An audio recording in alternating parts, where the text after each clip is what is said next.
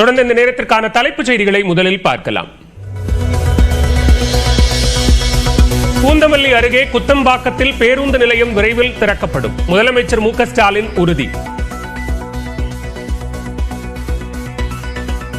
சென்னையோட உள்பகுதிகளில் ஏற்படுகிற நெரிசலை தவிர்க்கவும், வெளிவட்ட சாலைகளுக்கு இணைப்பை மேம்படுத்தவும், போக்குவரத்து முனையங்களை பரவலாக்கவும் சிஎம்டிஏ மூலமாக கிளாம்பாக்கம், மாதவரம் மற்றும் குத்தம்பாக்கம் ஆகிய இடங்களில் 3 புதிய புறநகர் பேருந்து முனையங்களை உருவாக்கி இருக்கிறோம். குத்தம்பாக்கம் பேருந்து முனையம் விரைவில் மக்களுடைய பயன்பாட்டிற்கு வர இருக்கு. அதிமுகவில் இணைய வேண்டும் என்றால் ஓபிஎஸ் 6 மாதம் அமைதியாக இருக்க வேண்டும். அதிமுக எம்எல்ஏ ராஜன் செல்லப்பா கருத்து. அருமையன் ஓபிஎஸ்ஸாக இருக்கட்டும், வேறு யாராக இருக்கட்டும், இந்த அதிமுக வளர வேண்டும் நினைத்தால் நீங்கள் எல்லாம் வழக்கு மன்றத்துக்கு போகவே கூடாது. அப்போ ஒரு 6 மாதம் பொறுமையாக இருங்க. நான் எங்களை போன்ற சட்டமன்ற உறுப்பினர் அண்ணன் எடப்பாடியார்ட்ட போய் கேட்குறோம், அண்ணே நல்லா இருக்கண்ணே சேர்த்துக்கோம்னு கேட்குறோம். இதை எங்களால் செய்ய முடிந்த நன்மை அது ஒன்று தான். சிபிஎஸ்இயின் அங்கீகாரம் பெறாமல் இயங்கிய பட்டுக்கோட்டை பிரைம் பப்ளிக் பள்ளி இயங்கி வந்தது அம்பலம். பள்ளியில் படிக்கும் 10ஆம் வகுப்பு மாணவர்கள் நாளை பொதுத் தேர்வு எழுத முடியாத நிலை.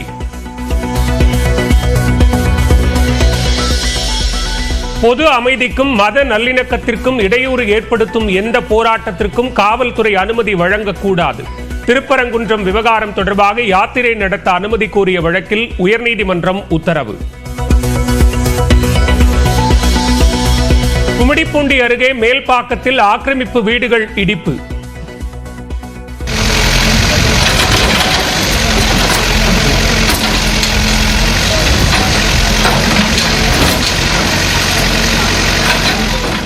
எதிர்ப்பு தெரிவித்து போராட்டத்தில் ஈடுபட்டவர்கள் கைது.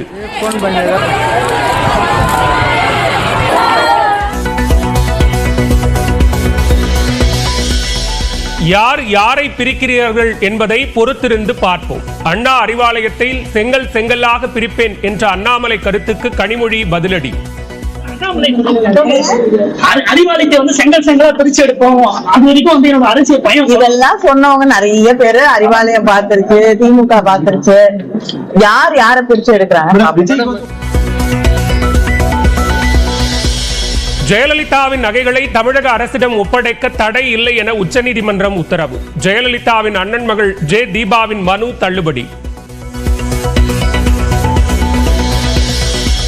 சொத்து குவிப்பு வழக்கில் பறிமுதல் செய்யப்பட்ட முன்னாள் முதலமைச்சர் ஜெயலலிதாவின் நகை, புடவை உள்ளிட்டவை தமிழ்நாடு போலீசிடம் ஒப்படைப்பு. பலத்த பாதுகாப்புடன் கர்நாடகாவிலிருந்து சென்னைக்கு கொண்டு வரப்படுகிறது.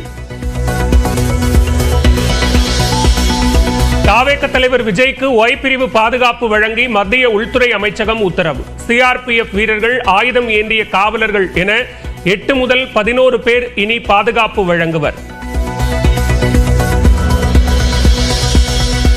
விஜயை தங்கள் பக்கம் இழுக்க ஒய் பிரிவு பாதுகாப்பு வழங்கப்பட்டுள்ளதா?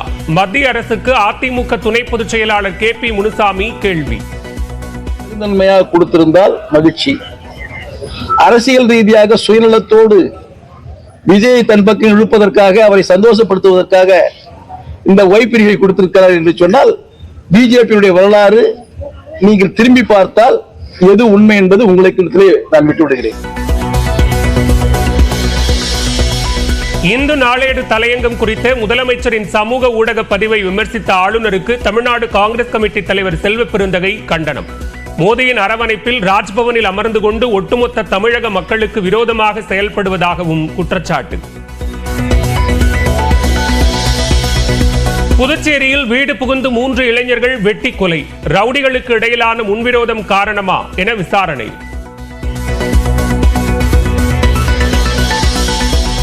வரும் 28ஆம் தேதி தமிழ்நாடு வருகிறார் பிரதமர் நரேந்திர மோடி. பாம்பன் புதிய பாலத்தை திறந்து வைக்கிறார்.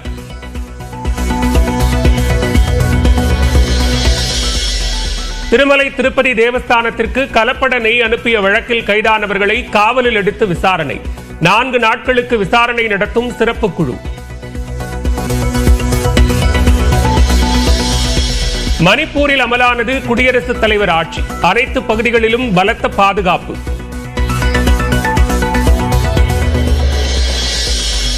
அதிநவீன போர் விமானமான F-35 இந்தியாவிற்கு விற்பனை செய்ய அமெரிக்கா முடிவு. மும்பை பயங்கரவாத தாக்குதலின் முக்கிய குற்றவாளியான ராணாவை இந்தியாவிற்கு நாடு கடத்தவும் ட்ரம்ப் ஒப்புதல். யுக்ரைனின் செர்னோபில் அணு உலை மீது ட்ரோன் தாக்குதல் நடத்திய ரஷ்யா.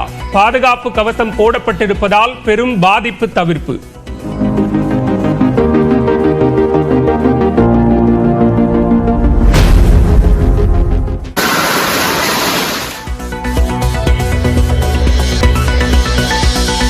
தமிழ்நாட்டில் இன்று முதல் 3 நாட்களுக்கு 3 டிகிரி செல்சியஸ் வரை வெப்பநிலை அதிகரிக்கும் என வானிலை மையம் கணிப்பு. அதிகபட்சமாக திருப்பத்தூரில் 98 டிகிரி ஃபாரன்ஹீட் வெப்பம் பதிவு.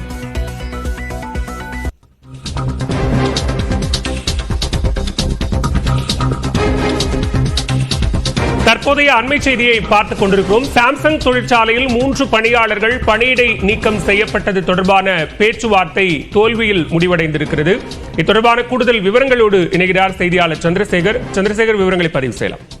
நிச்சயமாக பாலவேல். காஞ்சிபுரம் மாவட்டம் ஸ்ரீபெரும்புத்தூர் அருகே துங்குவாசத்திரம் பகுதியில் இயங்கி வரும் அந்த பிரபல சாம்சங் தொழிற்சாலையில் தொழிற்சங்கம் அமைப்பதற்காக போராடி வந்த தொழிலாளர்கள் அண்மையில் அந்த 1 மாதத்துக்கு முன்பு பணிக்கு திரும்ப நிலையில் அந்த 3 தொழிலாளர்களை தொழிற்சாலை நிர்வாகம் 3 பேர் பணியிடை நீக்கம் செய்யப்பட்டது கணித்து கடந்த 10 நாட்கள் மேலாக தொழிலாளர்கள் உள்ளிருப்பு போராட்டத்தில் ஈடுபட்டு வரும் நிலையில் சென்னை தொழிலாளர் நல ஆணையத்தில் 3வது கட்டமாக இன்று காலை நடைபெற்ற பேச்சுவார்த்தையில் தோல்வியில் முடிவடைந்திருக்குது. தொழிற்சாலை நிர்வாகம் அந்த 3 பேர் பணியிடை நீக்கம் தொடர்பாக விசாரணை நடந்து கொண்டிருப்பதாகவும் தற்போது அந்த பணியிடை நீக்கத்தை திரும்ப பெற முடியாது என திட்டவட்டமாக தொழிற்சாலை நிர்வாகம் அறிவித்ததாக இருக்கின்ற மீண்டும் அந்த தொடர்ச்சியாக உள்ளிருப்பு போராட்டமாக நடைபெற்று வருகிறது. இன்று மாலை காஞ்சிபுரத்தில் நடைபெறும் CITU ஆர்ப்பாட்டத்தில் மேலும் அடுத்து தொடர் முடிவு போராட்டங்கள் உள்ளிட்டவைகளை அறிவிக்க பெருமளவு வாய்ப்பு இருப்பதாக அந்த தொழிற்சங்கத்துடைய தலைவர் முத்துக்குமார் தெரிவித்திருக்கிறார். மேலும் இந்த போராட்டம் தொடர்ந்து நடைபெறும் என தற்போது அறிவிப்புமானது வெளியிடப்பட்டுள்ளது. பாலவேல், விவரங்களுக்கு நன்றி சந்திரசேகர். சென்னை பூந்தமல்லி அருகே குத்தம்பாக்கம் பேருந்து நிலையம் விரைவில் திறக்கப்படும் என்று முதலமைச்சர் மு க ஸ்டாலின் தெரிவித்துள்ளார். நந்தம்பாக்கத்தில் உள்ள சென்னை வர்த்தக மையத்தில் கிரிடாய் சென்னை சார்பில் கண்காட்சி நடைபெற்று வருகிறது. இதில் கலந்து கொண்டு பேசிய முதலமைச்சர் மு க ஸ்டாலின் ஒரு மாநிலத்தின் வளர்ச்சியை சட்டென்று தெரிய வைப்பது கட்டடங்கள் தான் என்று கூறினார். சென்னையை போன்றே மாநிலம் முழுவதும் 136 நகரங்களின் வளர்ச்சிக்கான திட்டங்கள் வகுக்கப்பட்டு வருவதாக கூறினார். குறிப்பாக கோவை மதுரைக்கான திட்டங்கள் தயாராகி வருவதாக கூறிய முதலமைச்சர் செங்கல்பட்டு மற்றும் மாமல்லபுரத்தில் பேருந்து முனையங்கள் அடுத்த ஆண்டு பயன்பாட்டிற்கு வரும் என்று தெரிவித்தார்.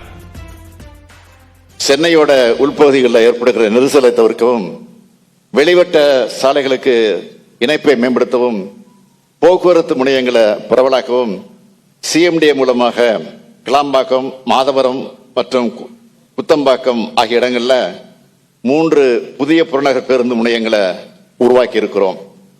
குத்தம்பாக்கம் பேருந்து முனையம் விரைவில் மக்களுடைய பயன்பாட்டிற்கு வர இருக்கு. சென்னை பெருநகர மண்டல போக்குவரத்து தேவைகளை கருத்திலே கொண்டு தமிழ்நாட்டின் நீண்டகால வளர்ச்சிக்கான இலக்கை அடைகிற வகையில செங்கல்பட்டு மற்றும் மாமல்லபுரத்தில் நவீன போக்குவரத்து முனையங்கள் அடுத்த ஆண்டு திறக்கப்பட இருக்கு. ஒற்றைச்சாளர முறையால் கட்டடங்களுக்கான அனுமதி பெறும் கால அளவு 180 நாட்களில் இருந்து 60 முதல் 90 நாட்களாக குறைந்துள்ளது என முதலமைச்சர் கூறினார். அனைவரின் சொந்த வீடு கனவை நிறைவேற்ற சுய சான்றிதழ் திட்டம் அறிமுகம் செய்யப்பட்டதாகவும் அதன் மூலம் 51 பேர் கட்டட அனுமதி பெற்றிருப்பதாகவும் முதலமைச்சர் மு க ஸ்டாலின் தெரிவித்தார்.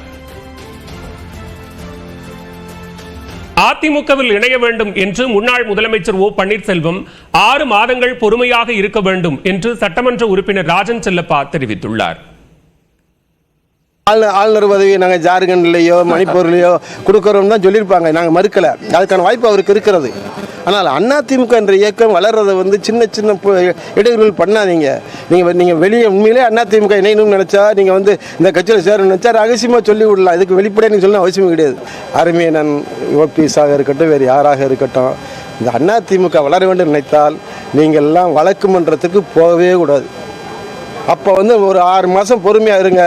நான் எங்களை போன்ற சட்டமன்ற உறுப்பினர் அண்ணன் எடப்பாடியாட்ட போய் கேட்குறோம், அண்ணே நல்லா இருக்கண்ணே சேர்த்துக்கோம்னு கேட்குறோம். பொதுக்கூட்டத்தில் எடப்பாடி பழனிசாமியை அதிமுக பொதுச் செயலாளர் என கூறியதாக விளக்கமளித்த செங்கோட்டையன் துரோகிகளால் தோல்வி என்று அந்தியூரை மட்டுமே குறிப்பிட்டதாக தெரிவித்துள்ளார். பொதுக்கூட்டத்தில் பேசுகிற போது அந்தியூர் என்பது தொடர்ந்து நாம் வெற்றி வாகை சூடியிருக்கிறோம், சேவல் புறாவிலே வெற்றி பெற்றிருக்கிறோம். ஆனால் இந்த முறை தோற்பதற்கு சிலவர் இந்த இயக்கத்திற்கு ஒரு துரோகத்தை செய்திருக்கிறார்கள். அதை நாம் கவனமாக எடுத்துச் செல்ல வேண்டும் என்று சொல்லியிருக்கிறேன். அது அந்தியூர் மட்டும்தான் பொருந்தும். சரி, இந்த 2 நாள் பொதுக்கூட்டத்தில் உங்களோட பேச்சை கவனிக்கிறப்ப என்னன்னா, ஒரு இடத்துல கூட இபிஎஸ் பேரை பயன்படுத்தவே இல்லை. கழக பொதுச் செயலாளர் எதிர்க்கட்சி தலைவர் என்று அழுத்தமாக